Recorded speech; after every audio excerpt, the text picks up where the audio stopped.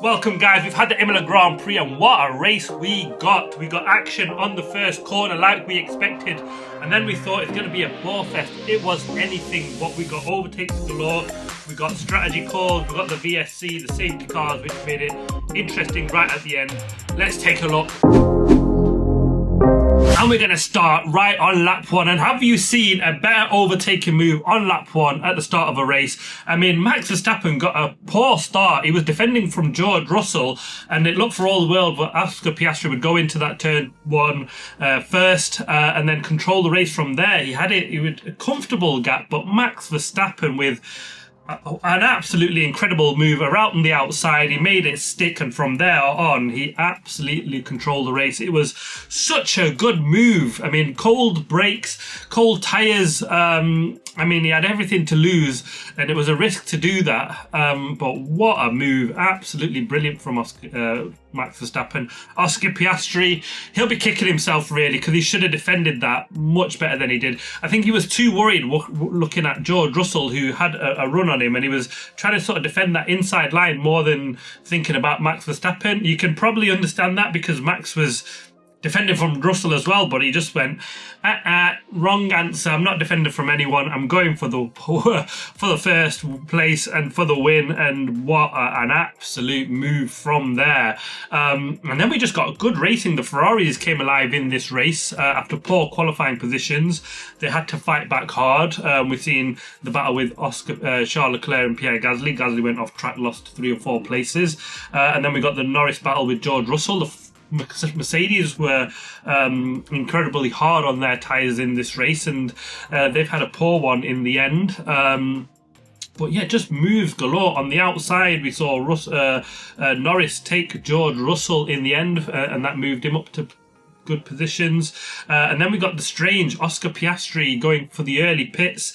The tyres looked like they'd be in trouble, and the number of drivers, Charles Leclerc, Oscar Piastri pitted, for the 2 Aston Martins both pitted, and it was absolutely the wrong call, because at that stage it was exciting because we thought, oh, this extra softer rubber looks like we could get a 2-stop, but it didn't work out. I mean, there was just that sort of grading phase, the high temperatures in the tyres, and when you got through that, the tyres hanged on pretty well, didn't they? And Oscar looked like he'd thrown away second place at that stage, and then we were just hoping that there was no safety cars, and then we could just see how the strategy calls would play out in the end, because you had the guys that pitted were on the faster tyres at that in points, and could they make the most of that? Charles Leclerc especially, Oscar Piastri another one, the 2 Aston Martins as well, really just wanted this to be a clean race to the end, and they, would they've had enough advantage there to then, keep them positions, and it would have been possibly the right call at that stage. But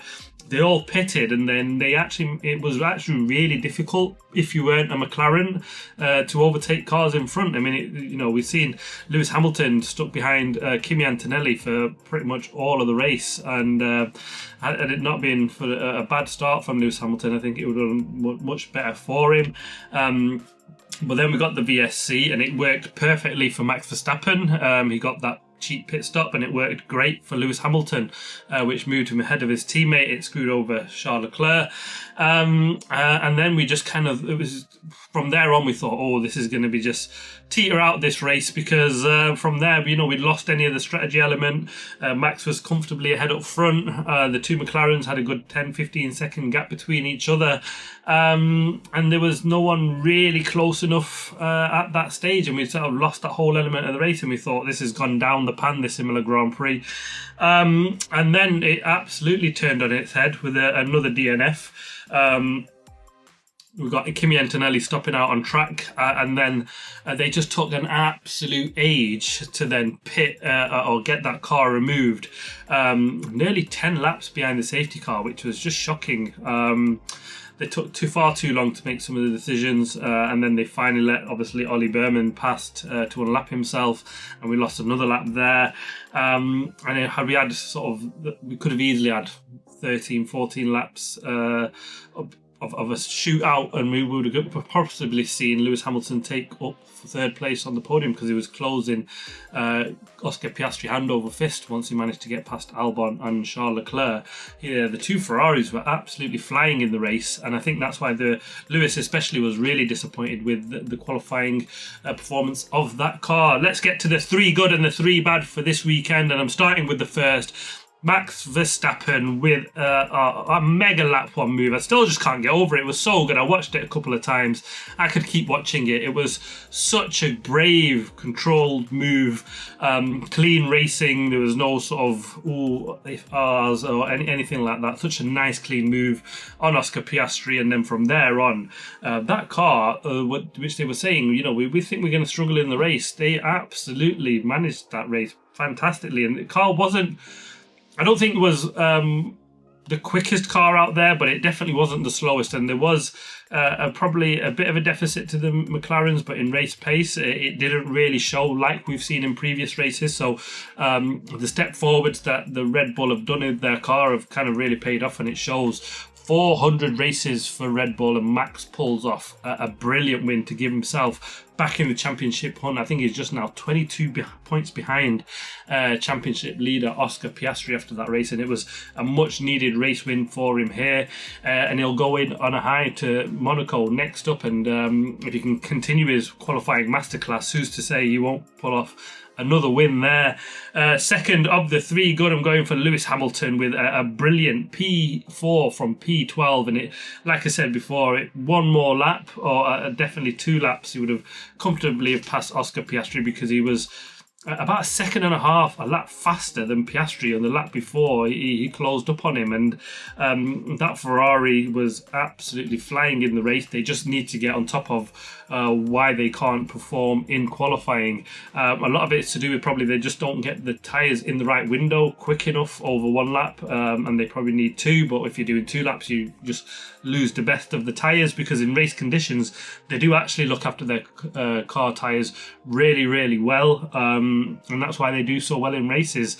The VSC worked out perfectly for him. The SC, he was brave enough to go and pit, which meant he, came out behind Charles Leclerc and Alex Albon, and had to pass both, and he absolutely did that. Helped out a little bit with passing Albon with Charles Leclerc with that move of Leclerc defending off Albon, and then he made easy meat of Leclerc, as you'd probably expect. That's kind of the teamwork that they were lacking last time out, and then he got close enough and unlucky, because it would have been a brilliant pre-3 if he'd managed that on home soil for the Tifosi, but other than that, it was a very, very good drive from him. And third of the 3 good, it's got to be Alex Albon. This boy was in P3 at one point in this race, and despite thinking he probably was never going to hold on to that, he didn't. He got passed by Oscar Piastri in the end, but P4 looked on the cards before that SC, and it looked like a comfortable P4 for him in the end. He comes back and nicked P4. Was he let pass by Charles Leclerc? Was he going to make that pass?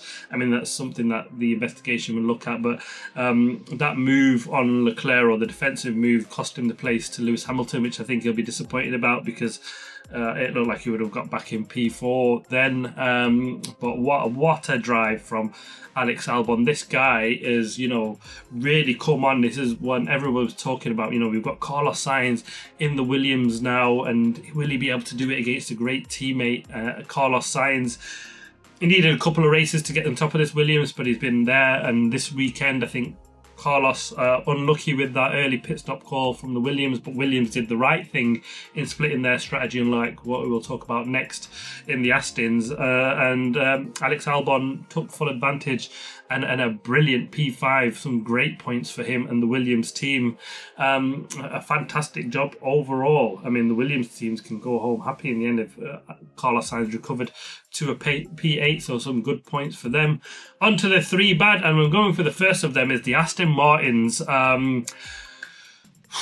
This was a bit of a revival and a turnaround for them, wasn't it? And it looked like finally they'd pick up some good points in the race, though. They both pitted early in the race, and that really cost them both.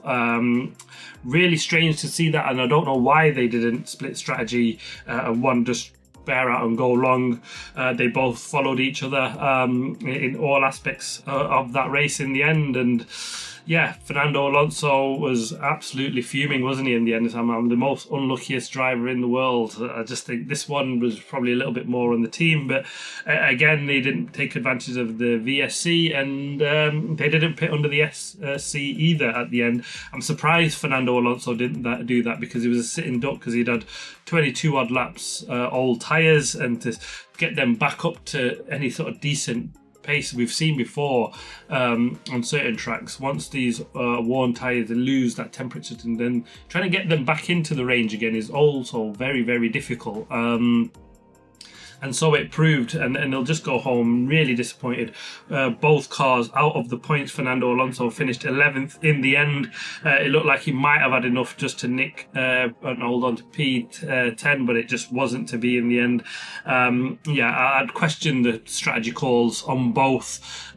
Pitting very early for both cars, and then not pitting Fernando Alonso under the safety car for fresher tyres to give himself a chance to at least be more racy rather than looking back and defending. We know he's the master of defending, and you'd normally say Imola is a track that's difficult to overtake, and so it probably might have been the right choice, but overtaking we'd seen plenty of times earlier in that race was happening, and so yeah, Aston Martin will be kicking themselves, because it looked like finally good points would have been on the cards for them, but they go home with nothing in the end.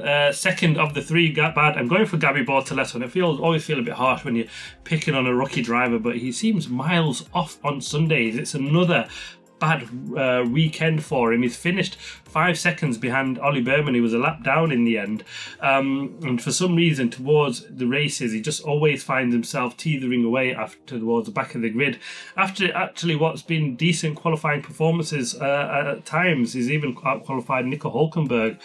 He did so again this weekend, so race pace, I don't know what quite happens to him, but he just falls off massively in races, and it's something that he needs to put right. And the third of the three bad, I'm going for George Russell, a P7 from a P3 position. The Mercs were really hard on their tyres, and it showed early doors. Lando Norris got right up in the back of George Russell, made a move on it. I think Russell just ran out of tyres, and it was the same for Kimi Antonelli, although I think Antonelli did a better job holding back the Ferrari of Lewis Hamilton than George Russell did, but I just think he didn't have much in it after that. And then, not the right calls really. We've not seen them do that. They pit early for George Russell, and that really cost him. And from there on, I think they pit just before the VSC, and under the SC didn't pit either for softer tyres. Tried to hold on for track position, and it was just a bit of sitting ducks for the two Ferraris that were flying behind. But what a race we've had. We've just had so much action throughout this race weekend. People sort of saying, it's kind of good to see Imola go. It's a tight, twisty track. It's hard to overtake. But this race week has absolutely proved anything but. Will we see it on the calendar next year? Who knows? At the moment, though, it doesn't look very promising at all. Kimi Antonelli, sort of the big vocal one of the driver, sort of saying it's not going to be on the grid. Who knows? Things could change, but at the moment it doesn't look likely. And will we ever see it again? Who knows? Let's hope, if it's worst case scenario, that we do see it alternate with other races, so it does come back on the grid every couple of years. It's good that we go to tracks like this, the historic races. For me, it's just the heritage of Formula One, and let's see how it pans out from here. But what a race weekend we've had. Max Verstappen is the winner. I've got to finish on him because he drove absolutely phenomenally, and he stole another win from the McLaren under their nose, because for all the world the McLarens looked like they had this one in the bag. They'd got pole position and fourth place, and they were quick in the race, but just Max does Max things again. Why he's 4-time world champion, and he's still in the hunt for the Drivers' World Champion this season, when McLaren have got by far the most dominant car. Next up, Monaco. I cannot wait for the action to get going. Just a week to go. Next race weekend. Watch out for the drivers' rating video coming early next week, and the Monaco Grand Prix preview. Let me know your thoughts of this race in the comments. Do you agree with my 3 good and the 3 bad? Have I got something massively wrong? Let me know your thoughts. Thanks for watching. Please like, subscribe, comment. As always, see you in the next one.